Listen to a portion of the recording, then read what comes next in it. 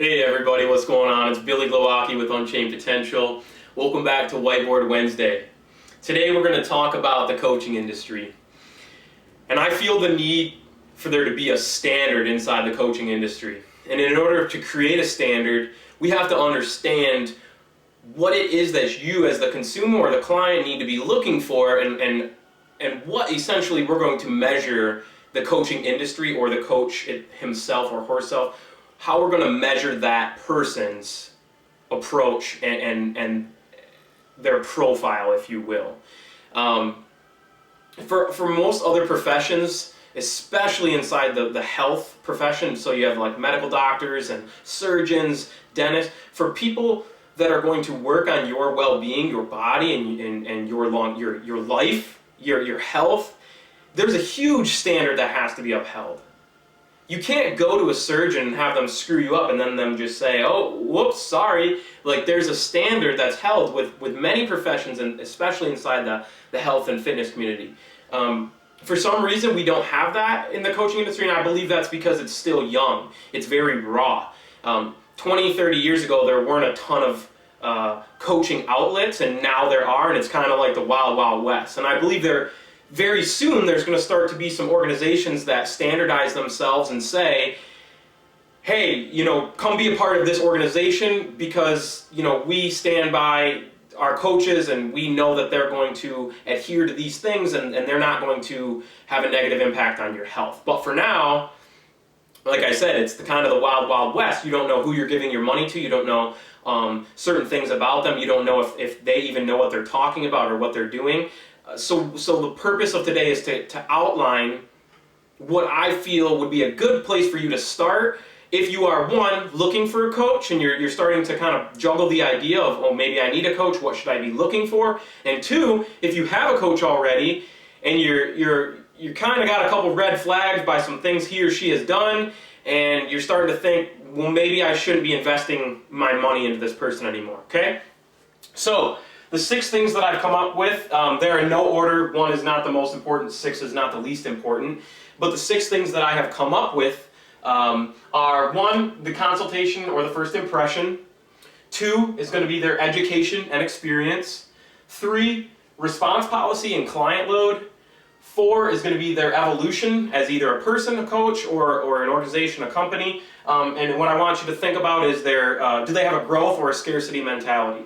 Number 5 is going to be their energy, enthusiasm, and dedication to your success. And number 6 is plan outline. So are they able to develop a plan or a roadmap for your success? So the first thing I'm going to speak about is the consultation process and the first impression.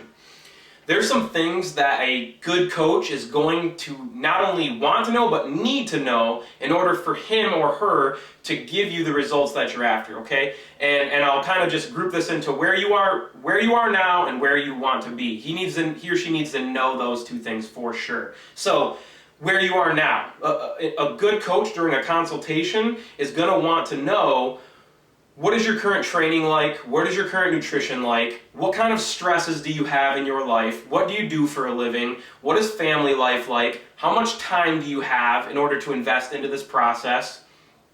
Have you had any injuries or major surgeries? Do you have food allergies, food sensitivities? That's just a basic rundown of some things that a coach would want to know if they're going to start trying to optimize your success. They also need to know where you want to be. So what are your goals and your aspirations? Are they realistic? Are they objective? Most of the time, the consumer or the client is going to have very subjective goals. I want to get in better shape. How do you measure that? I want to look good. What does good mean to you? You have to know those things. So a good coach can also take subjective goals and help to objectify them. The first impression, do they feel sleazy? Do they sound like they're only after your money? Or do they legitimately sound like they want to impact you and optimize what you're doing? So those are just some basic things that you're going to want to know. And before I move on, is there a consultation? I talk to a lot of people who they hire a coach just because they saw an Instagram post and see that this coach is offering training programs or nutrition programs. So they inquire, say they want one, they PayPal the money over, and then that coach ships them something. So red flag number 1 would be make sure that there's a consultation process, okay? Number 2, education and experience. Now, I don't think this is black and white. You have to have a PhD in education. And I also don't believe that you need to be an Olympic level athlete. But I do believe that you need some of both. And if education is somewhat low, like maybe they only have a certification, they better damn near have a lot of experience and be able to really, really back that up. If someone has pretty little experience, maybe they've only dabbled in the sport a little bit, they damn sure better have loads of education. I think it's important for them to have a healthy balance of both. You need a good amount of education, and you need a darn good amount of experience. Okay? Number 3, response policy and client load.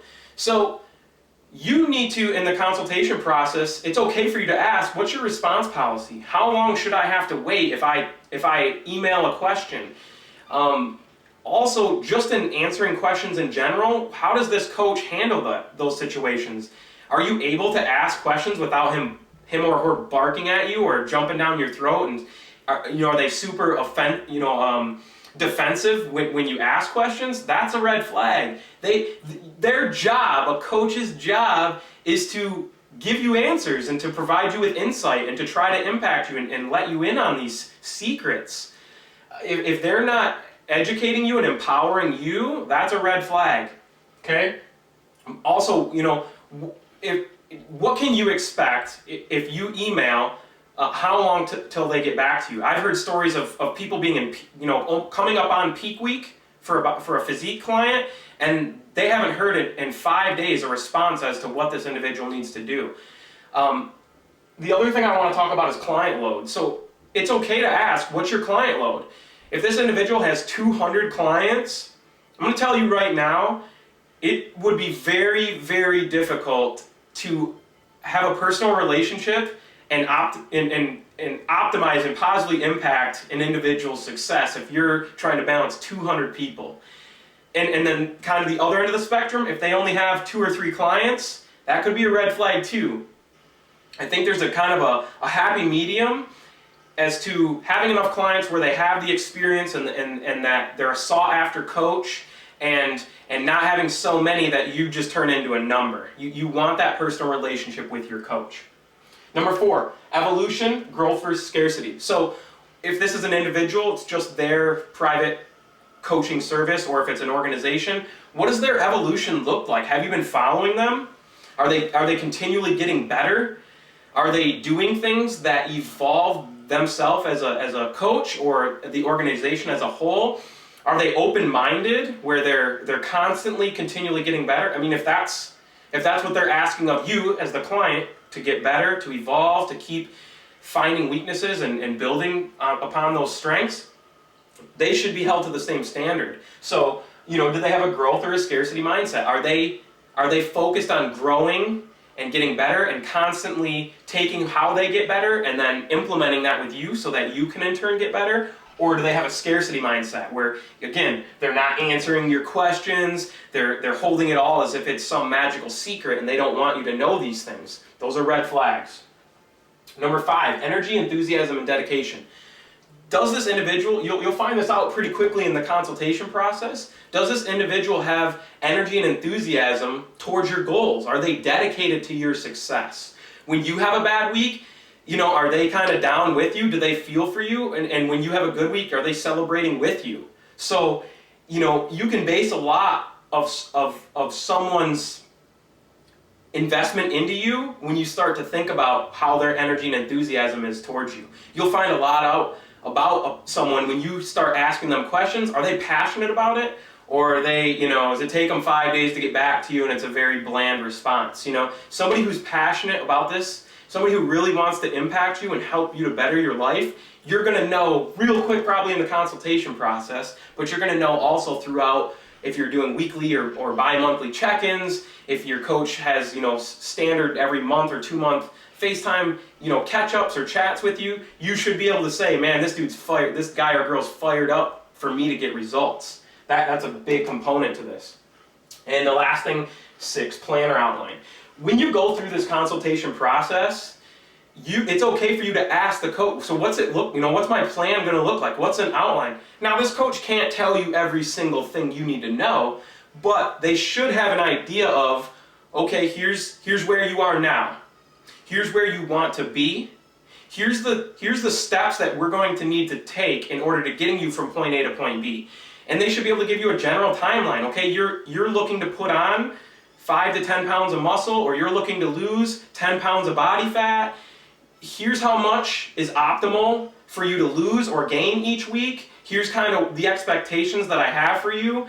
They should be able to plan and make a roadmap for your success. You should know when you consult with them, okay, the goals that I have, the aspirations that I have as a consumer, as an individual, they're going to take about X amount of time, 8 to 12 months, 6 to 12 months, 12 to 18 months. You should know that, and a good coach can tell you, I'm not saying to the day, but let's take a physique athlete. If a physique athlete comes to me, I can tell them pretty close to when they would be ready for a contest. Within, a month or so, 4 to 6 weeks, I would say is pretty normal for me. If they can't give you an answer, they probably don't know.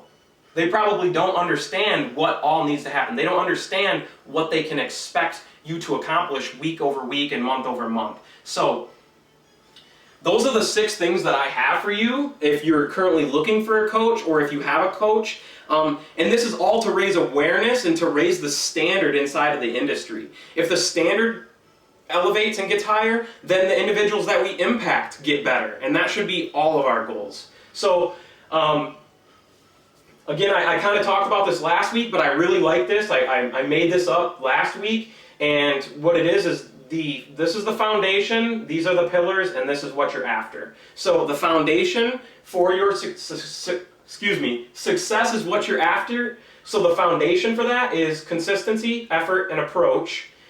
The 3 pillars of stresses and things that we want to optimize are your physical, chemical, and psychological. And if we can optimize these things here, it leads to success. So hopefully this helps you find a coach who can lead you to success and who can optimize these areas of your life. If you guys have questions, make sure you let me know. Thank you so much for tuning in. Share this video if it was beneficial to you. And let's all get better. That should be our goal, for everyone to get better every single day.